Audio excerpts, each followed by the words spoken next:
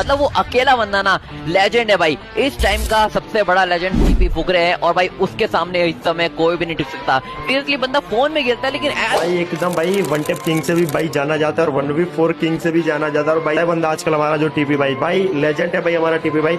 और इसकी बात निराली है ब्रो, ठीक है। मोस्ट डेंजरस प्लेयर ऑफ हमारे फ्री फायर कम्युनिटी भाई, one and only legend player हमारा टीपी भाई, ठीक है। खतरनाक कैसे मार रहा है भाई बंदा, ये तो अपने टीपी भाई है यार, सिस्टम फाड़ दिए पूरा वाले ने। हाँ टीपी तगड़ा मारता है भाई, भाई अपना ये भी बढ़िया खेलता है जो भी बोल रहा है ना।